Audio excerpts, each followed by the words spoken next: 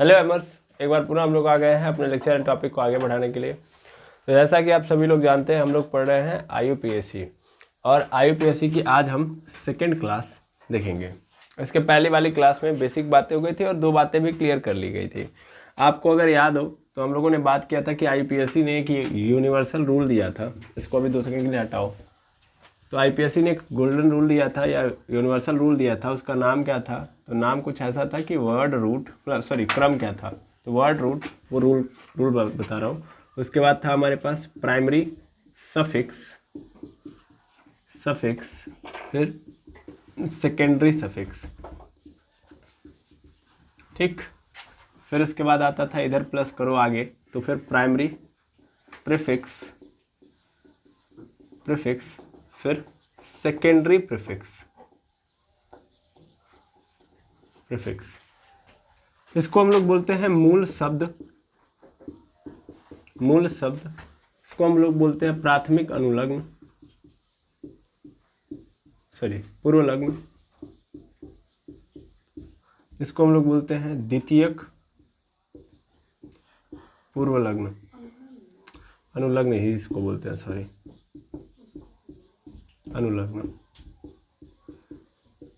ठीक। फिर यहाँ पे आएंगे आप तो प्राइमरी यानी प्राथमिक अनुलग्न पूर्वलग्न, और इसको बोलते हैं हम लोग द्वितीयक पूर्वलग्न, ठीक। और बारी बारी चर्चा की गई थी कि वर्ड रूट का मतलब क्या होता है। तो वर्ड रूट का मतलब होता है कि नंबर ऑफ कार्बन एटम कितने हैं पैरेंट कार्बन चेन के अंदर, ठीक है। तो एक्चुअल में यहाँ पे number of carbon atom check किया जाता है और इसके बारे में मैंने कल डिस्कस भी कर लिया था प्रॉपर। उसके बाद प्राइमरी सफिक्स की बात करेंगे यानी प्राथमिक अनुलग्न की बात करेंगे। तो इसका काम ये है कि कार्बन कार्बन के बीच में बॉन्ड कैसा है ना, बॉन्ड कैसा बनता है कार्बन कार्बन के बीच में। और हमने पिछले एक लेक्चर में डिस्कस किया था कि अगर सिंगल बॉन्ड होता है तो हम क्या लगाते हैं, एन लगाते हैं, और अगर डबल बॉन्ड होता है तो इन लगाते हैं, और ट्रिपल बॉन्ड होता है तो आइन लगाते हैं, ठीक है।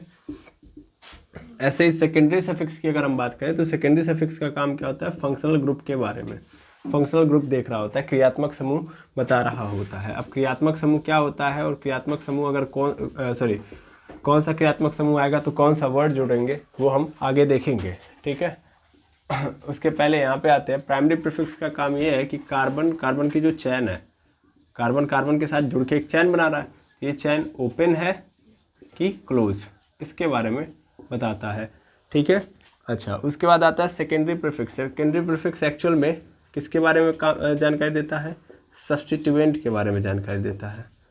सब्स्टिट्यूएंट, या मैं बोल सकता हूँ छूटे हुए कार्बन के बारे में जानकारी देता है। वैसे तो सब्स्टिट्यूएंट में केवल छूटे हुए कार्बन नहीं आएंगे और कई सारे ग्रुप भी आते हैं, लेकिन फिलहाल में आप समझिए छूटे हुए कार्बन के बारे में बताता है। तो ये कल के लेक्चर में क्लियर कर लिया था और ये वाला क्लियर कर लिया था। अब हम फिर से कहाँ पे आ चुके हैं, सेकेंडरी प्रीफिक्स के पास। तो सेकेंडरी प्रीफिक्स में हम सबसे पहले देखेंगे छूटे हुए कार्बन के बारे में, ओके। फिर हम प्राइमरी प्रीफिक्स देखेंगे और अंत में हम लोग सेकेंडरी सफिक्स देखेंगे। तो चलिए आइए स्टार्ट करते हैं और समझते हैं। तो चलिए देखते हैं।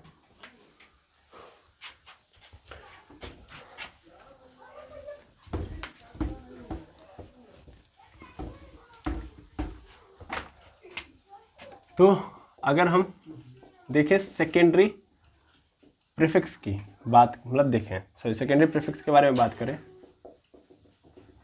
द्वितीयक पूर्वलग्न की बात करें, तो मैंने बताया कि ये छूटे हुए कार्बन के बारे में डिस्कस करता है, ठीक है। जैसे सपोज कर लीजिए कि मैं यहाँ पे चैन बना रहा हूँ, ऐसे बहुत सारे चैन हैं, और इस चैन में जाहिर सी बात है कि इस कार्बन में अकेले तो होगा नहीं, इसके साथ क्या होगा, हाइड्रोजन भी होगा। लेकिन इसके अलावा यहाँ से कुछ इस तरीके से हर कार्बन से या लगभग कार्बन अपने अंदर से कुछ इस तरीके से भी क्या किया हुआ है, ब्रांचिंग किया हुआ है या ब्रांचेस निकले हुए, शाखाएं निकली हुई हैं, ठीक है। समझ में आ रहा है, यानी एक ऑर्गेनिक कंपाउंड है जिसमें इस तरीके से कार्बन ने चैन बनाई है। समझ पा रहे हैं, देखो कार्बन को मेनली चैन बनाना है, समझ में आ रहा है। कार्बन को क्या करना है, कार्बन को चैन बनाना है, कार्बन को 4 बॉन्ड बनाने हैं।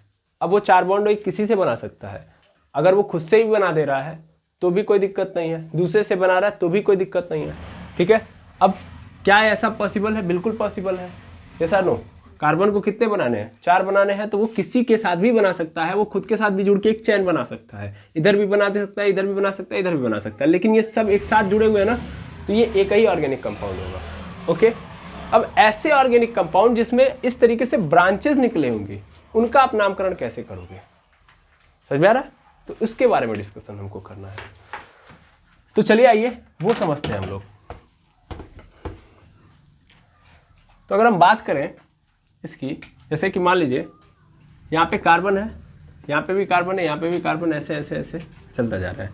इसको बैलेंस करने के लिए कौन है हाइड्रोजन, हाइड्रोजन लगा है यहाँ पे। ओके, लेकिन इस कार्बन ने केवल एक हाइड्रोजन लिया, बाकी क्या किया, इस तरीके से कार्बन की और चैन यहाँ पे निकलवा दी, यानी ब्रांचेस निकल गई यहाँ से, ठीक है ना। जैसे पेड़ से शाखाएं निकलती हैं, वैसे कार्बन से ये चैन निकलती है, यानी कार्बन और बनाता है, तो उसको ब्रांचेस बोलते हैं।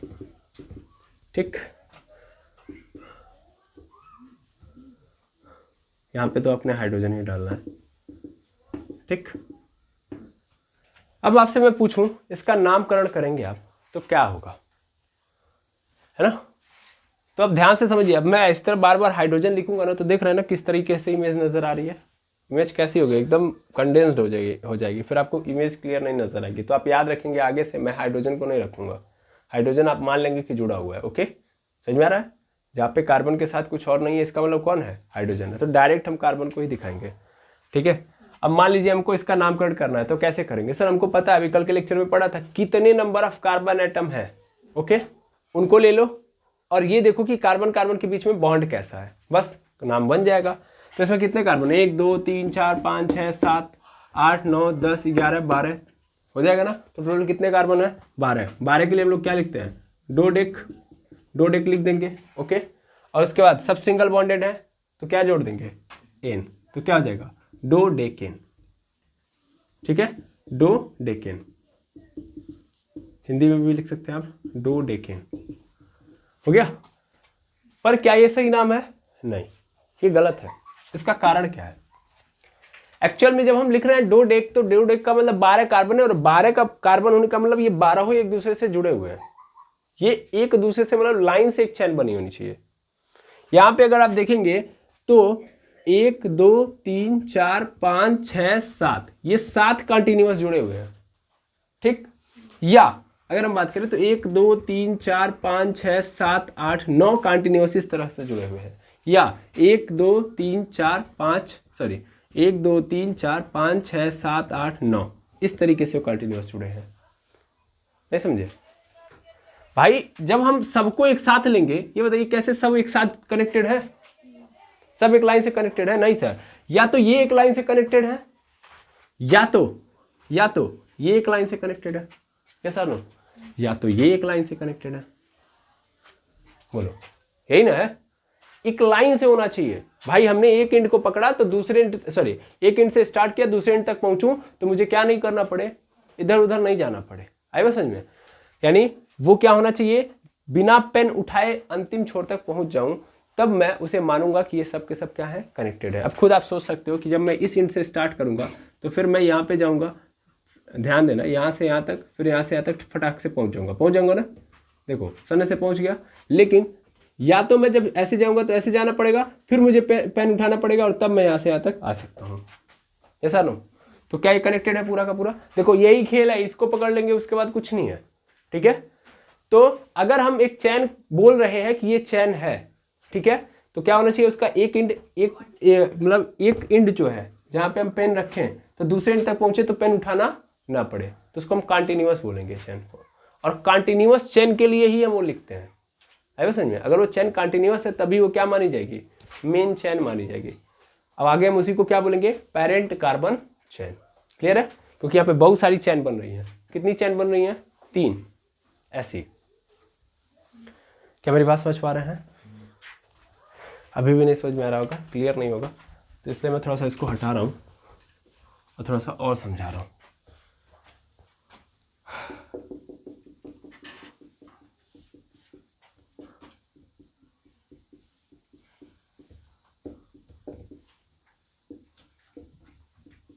ठीक है, ये देख रहे हैं आप,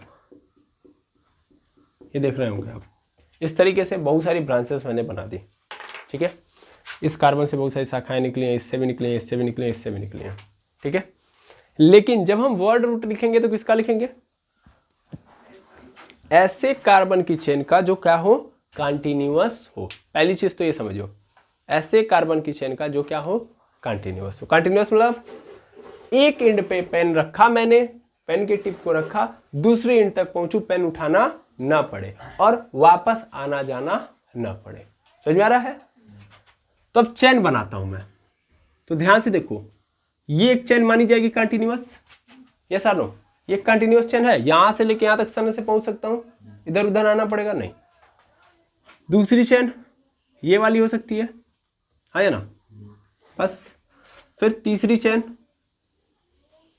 ये वाली हो सकती है या ना, बिल्कुल सर। फिर ये वाली हो सकती है, सॉरी ये वाली हो सकती है। अरे मतलब यहां से गया ऐसे खत्म, यहां से उठा के सन से यहाँ पे पहुंच गया, तो कंटिन्यूअस चेन ये भी तो होगी। और भी बना सकता हूँ कि नहीं बना सकता हूँ? बिल्कुल सर। यहां से स्टार्ट करा और फिर यहां से नीचे आ गया यहाँ तक। अरे भाई यहां से यहाँ, तो बहुत सारी चेन बन रही है, नहीं बन रही है? ये कंटिन्यूअस चेन बनाया ना मैंने, ये सर नो, ये सब के सब क्या है, कंटिन्यूअस है। तो कंटिन्यूअस चेन ही लेना है। अब कौन सी हमको लेना है मेन? तो मेन वो होगी जो सबसे लंबी वाली चेन होगी। सबसे लंबी चेन मतलब जिसमें सबसे ज्यादा कार्बन आ रहे हैं, समझ में आ रहा है? सबसे लॉन्गेस्ट कंटिन्यूअस जो चेन है उसी को हम क्या मानते हैं, अपनी पेरेंट कार्बन चेन। और पेरेंट कार्बन चेन के लिए हम लोग क्या लिखते हैं, ये शब्द लिखते हैं। आई बात समझ में? वो जो रूट वर्ड है हम किसके लिए लिखते हैं, पेरेंट कार्बन चेन के लिए। तो इसमें कौन सी पेरेंट कार्बन चेन मानी जा सकती है? सर अगर हम इस चेन में देखें तो कितने हैं, 1 2 3 4 5 6, 6 है ना, 6 कार्बन है। इसमें देखा जाए तो 1 2 3 4 5 6 7 8 9 10 11, इसमें कितने हैं, 11 है। अब इससे तो ज्यादा है ये, नहीं, 1 2 3 4 5 6 7 8 9 10 11 12, सॉरी, ठीक। इसमें देखा जाए तो 1 2 3 4 5 6 7 8 9 10 11, इसमें 11 आ रहा है, ठीक। अगर इधर से आए तो 1 2 3 4 5 6 7 8 9 10 11, इसमें भी 11 आ रहा है, ठीक है। अगर हम थोड़ा इधर से आए तो 1 2 3 4 5 6 7 8 9 10 ही आ रहा है, ठीक है। तो ले देखिए कौन सी बड़ी वाली चेन बन रही है, यही वाली है ना, ये वाली। ध्यान देना, अब ये भी है, मैं भूल गया हूँ। देखो यहाँ से जाऊँ मैं ऐसे लाके यहाँ तक आ सकता हूँ ना। यहाँ से भी उठाओगे तो यहाँ से सन से आप पहुँच जाओगे, नहीं पहुँच जाओगे, ये भी कंटिन्यूस हो जाएगा। तो इसको भी गिनो, तो 1 2 3 4 5 6 7 8 9 10 11 12 13 14 15। अब इस हिसाब से कितने हो गए इसमें, 15। तो कौन सी पेरेंट कार्बन चेन होगी हमारी, कौन सी हो जाएगी, 15 वाली हो जाएगी। आई बात समझ में? क्या मेरी बात समझे? अब ध्यान से देख लो, अगर ये पकड़ लिया तो फिर खेल खत्म। तो यही मेरा 15 पेरेंट कार्बन चेन हो गया। और मैं इसी का क्या लिखूंगा, रूट वर्ड। 15 के लिए क्या लिखता हूं मैं, क्या लिखता हूं मैं, पेंटाडेक लिखता हूं ना। अरे हाँ ना बोलो, पेंटाडेक। और सब सिंगल बॉन्डेड से, सिंगल बॉन्डेड है पूरी पेरेंट कार्बन चेन। ध्यान देंगे इधर, पूरी पेरेंट कार्बन चेन क्या है, सिंगल बॉन्डेड है, तो हम क्या जोड़ देंगे, एन। तो क्या बन गया, पेंटाडेकेन। हिंदी में क्या बोल देंगे इसी को, पेंटाडेकेन। हो गया कि नहीं हो गया? अब जो ये आपको दिख रहा है ना, यही आपका फाइनल आंसर है। तो सर अभी तो आपने बस इतना ही गिना, बाकी की क्या हो गया, यही फाइनल आंसर है? नहीं, फाइनल आंसर नहीं यही है। ये जो आपने लिखा है पेरेंट कार्बन चेन के कार्बन का नामकरण कर दिया, ठीक है। लेकिन अभी बहुत सारे कार्बन छोड़े हैं हमने, छोड़े हैं कि नहीं छोड़े हैं? देखो यहाँ पे इस कार्बन को गिना गया है, नहीं। फिर ऐसे यहाँ वाले कार्बन को गिना गया है, नहीं। ऐसे ही देखो ध्यान से, ऐसे ही यहाँ वाले कार्बन को गिना गया है, नहीं। तो इतने कार्बन हमने छोड़े हैं। और ये जो छूटे हुए कार्बन है इन्हीं को हम लोग क्या बोलते हैं, सब्स्टिट्यूएंट। क्या बोलते हैं, सब्स्टिट्यूएंट। अब आया समझ में? तो हमें क्या करना पड़ेगा, इनका भी नाम लिखना पड़ेगा। फिलहाल में मैं इसको हटा रहा हूं किसी कारणवश, वो कारण क्या है वो बाद में समझाऊंगा। क्योंकि ऐसा हो जाएगा ना कि फिर सब्स्टिट्यूएंट के अंदर सब्स्टिट्यूएंट आ जाएगा, तो थोड़ा सा कॉम्प्लेक्स सब्स्टिट्यूएंट हो जाता है, वो आगे हम डिस्कस करेंगे, ठीक है। अभी नहीं, अभी तो शुरुआती दौर है। शुरुआत में ही पहाड़ से नहीं चढ़ाना है, मतलब पहाड़ पे हमको नहीं चढ़ाना है, आराम से चलना है अभी, ठीक है। तो कितने जगहों पे छोड़ा है मैंने, 3 जगहों पे, 1 2 3 जगहों पे छोड़ा है। अब इन छूटे हुए कार्बनों की पहले नामकरण करने की प्रक्रिया समझिएगा। यहाँ पे छोड़ा है ना, तो यहाँ पे कितने कार्बन छोड़े हैं? एक कार्बन छोड़ने का मतलब क्या हो जाएगा? मेथ हो जाएगा। और ध्यान देना, छूटे हुए कार्बनों के साथ ऑलवेज क्या जोड़ देते हैं? इल। क्या जोड़ देते हैं? इल। इंग्लिश में अगर बोले तो मेथ है, इसमें क्या जोड़ देना है? YL। खत्म। ठीक है। यहाँ पे कितने कार्बन छोड़े भाई? 2 कार्बन का मतलब कितना हो जाएगा? कितना हो जाएगा फटाक से बताइए। एथ होता है और इसमें क्या जोड़ देंगे? इल, तो क्या हो जाएगा? एथिल। इंग्लिश में ETH और इसमें क्या जोड़ देंगे? YL। यहाँ पे कितने कार्बन छोड़े हैं? 3 का मतलब क्या हो जाएगा? प्रोप हो जाएगा। और इसमें क्या जोड़ देंगे? इल, तो प्रोपिल। इंग्लिश में प्रोप लिखेंगे और इसमें क्या जोड़ देंगे? YL। खत्म हो गया। अब देखो, अब इनको हमको क्या करना है? नाम, इनको नाम में लिखना है ना। अभी तो मैंने पेरेंट कार्बन चेन का नाम लिख दिया, लेकिन अभी सब्स्टिट्यूएंट जो छूटे हुए थे इनका भी तो नाम आगे रखना पड़ेगा, मतलब आगे पीछे कहीं तो रखना पड़ेगा। कहाँ रखेंगे? तो सेकेंडरी प्रीफिक्स यही नाम रखवाता है। सेकेंडरी प्रीफिक्स मतलब इस मेन नाम से आगे। सेकेंडरी प्रीफिक्स कहाँ आता है बताओ? ये क्या है सर? ये वर्ड रूट है। वर्ड रूट है। वर्ड रूट के पहले क्या आता है? प्राइमरी प्रीफिक्स और उसके बाद प्राइमरी सफिक्स। तो सबसे आगे क्या आता है कि कौन से कार्बन छूटे हुए हैं, मतलब कितने कार्बन छूटे हुए हैं। यानी इन सभी नामों को हम इस नाम से पहले लिखेंगे। आ रहा है समझ में? अब कैसे लिखे सर? यहाँ पे तो 3 लोग हैं, मेथिल है, एथिल है, प्रोपिल है। किसको लिखेंगे पहले, किसको बाद में लिखेंगे, है ना? अच्छा, उससे भी इंपॉर्टेंट बात, मतलब अब यहाँ पे 2 बातें खड़ी होंगी, किसको पहले लिखेंगे, किसको बाद में लिखेंगे। ठीक है। और दूसरी सबसे बड़ी बात, अच्छा दूसरी छोड़ो, जान दो, सबसे पहले इसी पे काम कर लेते हैं कि किसको पहले लिखेंगे। तो उसके लिए हमको क्या करना पड़ेगा? उसके लिए हमको सबसे पहले एक और प्रोसेस स्टार्ट करना पड़ेगा। वो प्रोसेस है नंबरिंग का। ठीक है। तो यानी अब हमको पेरेंट कार्बन चेन की क्या करनी पड़ेगी? नंबरिंग। तो चलो नंबरिंग करते हैं। नंबरिंग किधर से करें? तो नंबरिंग उधर से करो जिधर से पहले क्या आने वाले हैं? सब्स्टिट्यूएंट। यानी सब्स्टिट्यूएंट आने के चांसेस जिधर से पहले, उधर से हमको क्या करना है? नंबरिंग करना है। तो किधर से नंबरिंग करें? इधर से कि इधर से? चल इधर से करेंगे तो 1 2 3 4 5 पे मिल जाएगा ना। इधर से करेंगे तो 1 2 3 4 5 6 7 पे मिलेगा। तो किधर से करना सही है? इधर से। तो 1 2 3 4 5 हो गया, फिर 6, फिर 7 8 9 10 11 12 13 14 और यहाँ पे क्या आ गया? 15 आ गया। अब नामकरण किया जाए। बिल्कुल, अब आराम से हो जाएगा। यहाँ पे मैं थोड़ा सा इस नाम को यहाँ पे खिसका के ला के रख देता हूँ, पेंटाडेक एन, पेंटाडेकेन। ओके। अब चलो, सबसे पहले कितने पे छूट रहा है? 5 पे। 5 पे क्या छूट रहा है? मेथिल। अच्छा, 7 पे क्या छूट रहा है? एथिल। और फिर 9 पे क्या छूट रहा है? प्रोपिल। ठीक है। नंबरिंग तुमने कर ली, लेकिन जब लिखने जाओगे तो उस नंबर को, मतलब उसको पहले लिखोगे जिसका अल्फाबेटिकल ऑर्डर क्या है? पहले है, माने ABCD में जो पहले आता है। जैसे ये मेथिल भले ही 5वें पे आ रहा है, भले ही 5वें पे आ रहा है, लेकिन ये किससे स्टार्ट हो रहा है? M से। और एथिल भले ही 7वें से आ रहा है, लेकिन ये किससे स्टार्ट हो रहा है? E से। तो हम लिखेंगे किसको पहले? E वाले को। आया समझ में? तो E वाले को पहले लिखेंगे, यानी सबसे पहले लिख देंगे यहाँ पे 7 पे क्या भैया? एथिल। ठीक ठीक। उसके बाद देखो, उसके बाद बचा है हमारे पास M और उसके बाद बचा है P। M और P में पहले कौन आता है? M। तो जाहिर सी बात है इसको लिख देंगे। तो फिर लिखेंगे हम लोग 5वें पे, यहाँ पे ध्यान देना, 5वें पे लिख देंगे मेथिल। ठीक है ना, इसको थोड़ा और खिसकाना पड़ेगा। और फिर लास्ट में इसको लिख देंगे 9वें पे। ठीक है, 9वें पे लिख देंगे हम लोग प्रोपिल। और यहाँ पे बाकी अब आप ऐसे लिख दोगे पेंटाडेकेन। ठीक है, बोलो समझ में आया?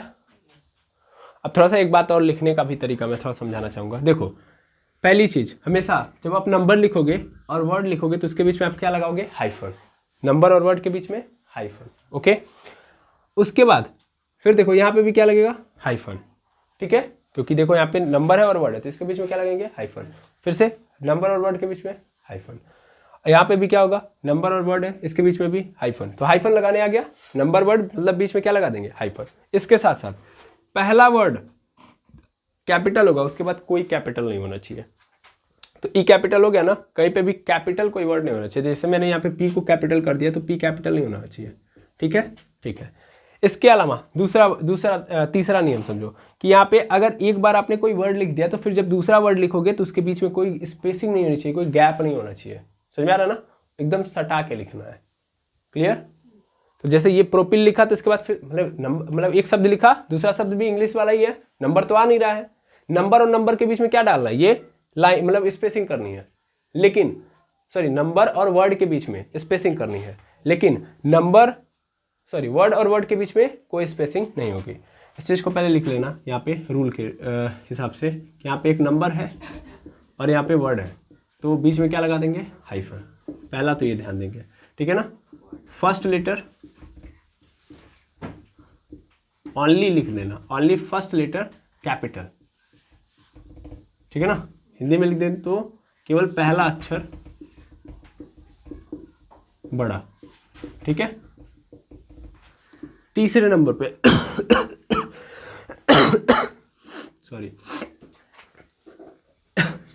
वर्ड और वर्ड के बीच में कोई गैप नहीं, यहाँ पे मैंने लिख दिया वर्ड और इसी से सटा के मैं दूसरा वाला लिखूंगा, ये देखो वर्ड वर्ड, ओके समझ में आ रहा है। और चौथे नंबर पे लिख लेना कि अगर मान लो एक नंबर है फिर एक और नंबर आ रहा है, तो नंबर और नंबर के बीच में क्या लगता है, कॉमा, नंबर और नंबर के बीच में कॉमा, ठीक है। ये 4 बातें प्रमुख हैं, इनको याद रखेंगे लिखते वक्त, ठीक है। तो इसको आप नोट डाउन कर लेंगे। चलिए अब हम एक और एग्जांपल देखेंगे ताकि आप क्लियर कर पाए। देखिए यहाँ पे ऐसे कुछ हो जाएगा, यहाँ पे ऐसे, ओके। अब मैं आपसे कहूँ इसका भी आप नामकरण करिए, तो कैसे करेंगे आप, तो फिर से वही काम करेंगे। सबसे पहले क्या बनाएंगे, हाँ लॉन्ग चैन, वो भी कंटिन्यूअस होनी चाहिए, ठीक है। तो देखते हैं कौन सी हो सकती है, 1 2 3 4 5 6 7 8 9, ये सबसे लॉन्ग चेन बन सकती है ना। बाकी आप चेक कर सकते हो, ये भी बनेगी, ये भी बनेगी, ये सब चैन है, लेकिन सबसे लॉन्गेस्ट चेन कौन सी होगी, ये वाली, क्योंकि इसमें 9 कार्बन आएंगे, ओके। इसके अलावा आप देखेंगे तो शायद ना मिले आपको, ठीक है, शायद क्या होगा ही नहीं। तो यही सबसे लॉन्गेस्ट चेन है और यही लॉन्गेस्ट चेन ही हमारी क्या बन जाती है भैया, पहले तो इसको लिखना सीखेंगे। ये लॉन्गेस्ट चेन है और लॉन्गेस्ट चेन को हम लोग बोलते हैं पेरेंट कार्बन चेन,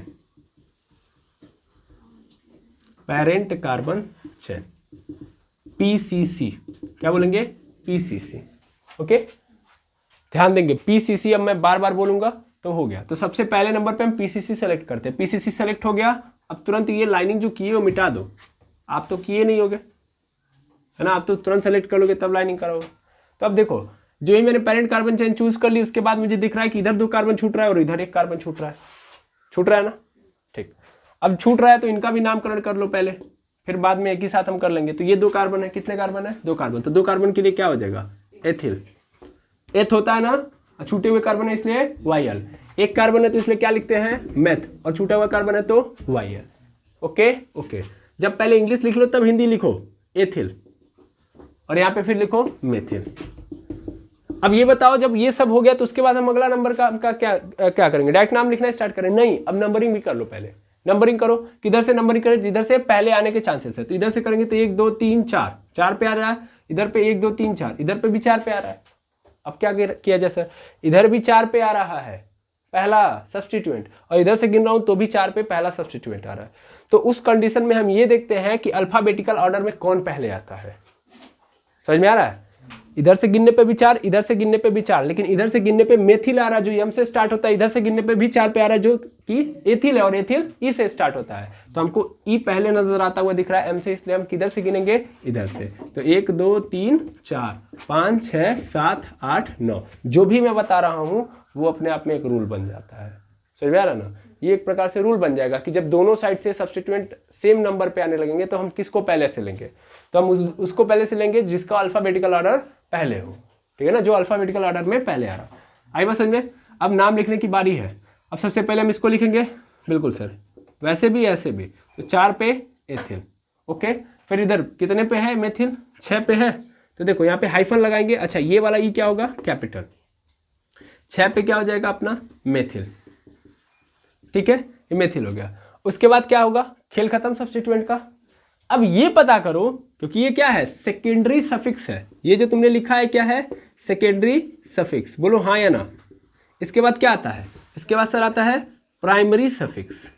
अभी प्राइमरी सफिक्स पढ़ाया तो नहीं है, लेकिन अभी मैं बता देता हूँ, इतना आइडिया देता हूँ क्या होगा। प्राइमरी सफिक्स का मतलब ये है कि ये जो चेन तुमने बनाई है ये ओपन है कि क्लोज। ये कैसी चेन है? ओपन है। इसका ये वाला सिरा और ये वाला सिरा अलग अलग है ना। अगर ये दोनों एक ही होते, मतलब कहीं से आके ये वाला इससे जुड़ जाता, तब इसका मतलब क्या हो जाता?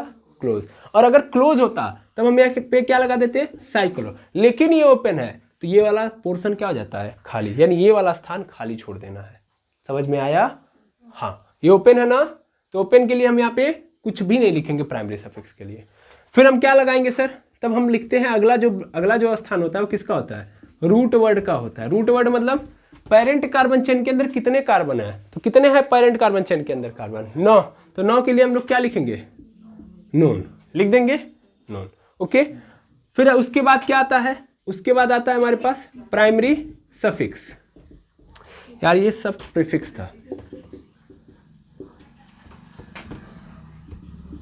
ठीक है, बिल्कुल भी फोकस नहीं कर रहा हूँ इस पर, इसलिए तो गड़बड़ हो जाएगा। और ये सेकेंडरी सफिक्स है, ठीक है। प्राइमरी सफिक्स मतलब कि पेरेंट कार्बन चेन के कार्बन के बीच में बॉन्डिंग कैसी है, कैसे बॉन्ड है? सिंगल बॉन्ड है। सिंगल बॉन्ड के लिए क्या लगा देते हो? एन। तो यहाँ पे क्या लगा देंगे? एन। क्लियर? और फिर आता है सेकेंडरी सफिक्स। सेकेंडरी सफिक्स मतलब कि फंक्शनल ग्रुप है कि नहीं है। फंक्शनल ग्रुप कैसे पहचानेंगे सर? ये देखो, कार्बन और हाइड्रोजन के अलावा कोई और एलिमेंट दिख रहा है क्या इसमें? नहीं, तो ये वाला भी स्थान क्या होगा? खाली। बस पेरेंट कार्बन चेन में देखना है सब कुछ है, तो पहले ही निपटा चुके हैं हम। है जो छूटे हुए कार्बन है वो तो हम निपटा चुके हैं ना, बस खेल खत्म। समझ में आ रहा है? बोलो हाँ या ना, बस इतना ही करना है। अब इसको सही फॉर्मेट में लिख दो, तो भाई ये जो बीच वाला खाली स्थान है तो उसके लिए जगह थोड़ी छोड़ेंगे, जब वो है नहीं तो उसको लिख भी नहीं करेंगे। यहाँ पे डायरेक्ट लेके आएंगे नोन एन, बन के तैयार, खत्म। बोलो समझ में आया? आया ना? आईपीएससी जो रूल बता रही है उस हिसाब से आप कर लेंगे, पूरा एक्सप्रेशन के साथ बताइए, कर लेंगे? कॉन्फिडेंट हो गया है मैं कि हाँ कर लेंगे? दे क्वेश्चन, ठीक है, आप पॉज करिए, मैं क्वेश्चन दूँ। चलिए देखिएगा, ये 3 प्रश्न है हमारे पास, इनको आप स्वयं करने का पहले प्रयास करिए। तो पॉज करके पहले आप खुद करिए, जब हो जाए तो आंसर चेक करें। सबसे पहले पेरेंट कार्बन चेन बनाते हैं। पेरेंट कार्बन चेन इसमें कौन सी बड़ी वाली बनेगी? तो ये वाली, ठीक, ये पीसीसी होगा, ठीक। अब ये पीसीसी है, ये तो सेलेक्टेड हो गया। अब उसके बाद जो छूटे हुए कार्बन है सबसे पहले फटाक से उनका नाम कर लीजिए, मतलब नामकरण कर लीजिए। यहाँ पे देख रहे हो 2 कार्बन छूटा है, इसका मतलब ये क्या होगा? एथ एंड वाई एल जोड़ देंगे तो एथिल। यहाँ पे भी 2 कार्बन ही छूटे हैं तो इसका मतलब क्या हो जाएगा? एथ वाई एल यानी एथिल, हो गया। अब उसके बाद आप क्या करोगे? नंबरिंग करोगे। किधर से करो? तो भाई जिधर से पहले आए तो इधर से 1 2 3 4 5 पे आएगा, इधर से 1 2 3 पे आएगा, तो इधर से नंबरिंग करेंगे 1 2 3 4 5 6 7 8 9, इधर से नंबरिंग सही है। ओके, अब नाम लिखते हैं सबसे पहले फटाक से। तो सर 3 पे क्या आ रहा है? एथिल, और 5 पे भी क्या आ रहा है? एथिल। इस बार तो दोनों सेम है ना, तो पहले किसको लिखें? तो जब दोनों सेम हो जा रहे हैं, दोनों सेम हो जा रहे हैं, या ऐसे मैं बोलूँ 2 सब्स्टिट्यूएंट है और दोनों सेम है, तो उस केस में हम क्या लिखते हैं? डाई। डायरेक्ट क्या लिख देंगे? डाई। लेकिन उससे पहले हमको ये दिखाना पड़ेगा कि नंबर कौन सा है, तो किस किस नंबर पे है? तो एक है 3 और दूसरा है 5, तो 3,5। ओके, फिर लिखेंगे die ethyl. Okay, die ethyl, ठीक। और यहाँ पे डाई को क्या रखोगे आप? एक सेकेंड रुक जाओ, यहाँ पे आप डाई को कैपिटल ही रखो। चलो ये सही है, अभी इसी पे काम करना पड़ेगा क्योंकि आगे जब आएगा तब देखा जाएगा। फिलहाल में इसको कैपिटल रखना, बाकी सबको क्या कर रख देना? स्मॉल। और एक चीज़ और याद रखनी वाली चीज़ है, यहाँ पे देखो आई है और ई है, एक साथ अगर आ रहा है तो क्या करेंगे हम? एक को गायब करेंगे। किसको गायब करेंगे? किसको गायब करेंगे? अभी किसी को नहीं गायब करेंगे, चलो ठीक है। कैपिटल डी आई ई, जब वो 2 आते हैं तब सही है, अभी डाई ट्राई में नहीं लिया जाता है, तो डाई एथिल। ओके, उसके बाद कितने नंबर ऑफ कार्बन एटम है पेरेंट कार्बन चेन के अंदर? 9। तो 9 के लिए क्या लिखते हैं? नोन। सब सिंगल बॉन्डेड है तो क्या जोड़ देंगे? एन। तो क्या हो गया? 3,5 डाई एथिल नोनेन। ओके, इस वाले में आएंगे, पेरेंट कार्बन चेन चूज करेंगे, ये हमारी क्या हो जाएगी? Parent carbon chain. नहीं ये नहीं होगी, सॉरी, ये वाली सी होगी, ठीक है, ये वाली होगी। ओके, ये पेरेंट कार्बन चेन हो जाएगी। पेरेंट कार्बन चेन में हम देख रहे हैं कि ये वाला कार्बन छूटा हुआ है, तो कितना कार्बन छूटा है? 1 कार्बन। 1 कार्बन छूटने का मतलब क्या लिखेंगे? मेथिल। ठीक है। अच्छा, नंबरिंग किधर से स्टार्ट करेंगे, उधर से जैसे पहले आया तो इधर से ये आएगा, तो 1 2 3 4 5 6 7 8 9 10 11 12 13, कितने पे छूटा है, 4 पे। ठीक है, तो फटाक से लिख दो 4 मेथिल। ठीक है, 4 मेथिल। बाकी पेरेंट कार्बन चेन ओपन ही है तो लिखने की जरूरत है नहीं साइक्लो। बाकी फटाक से कितने कार्बन आइटम है, 13, तो 13 के लिए हम लोग क्या लिखते हैं, टेट्रा ट्राई डेक। क्या हो जाएगा, ट्राई डेक। सब सिंगल बॉन्डेड है तो क्या जोड़ देंगे, एन, तो 4 मेथिल ट्राई डेकेन हो गया। उसके बाद देखेंगे कुछ बचा है इसमें, नहीं, तो यहीं पे क्या हो जाएगा हमारा आंसर। इसमें भी आओ पेरेंट कार्बन चेन चूज करो, तो पेरेंट कार्बन चेन कौन सी होगी, यहां से होगी। ठीक है,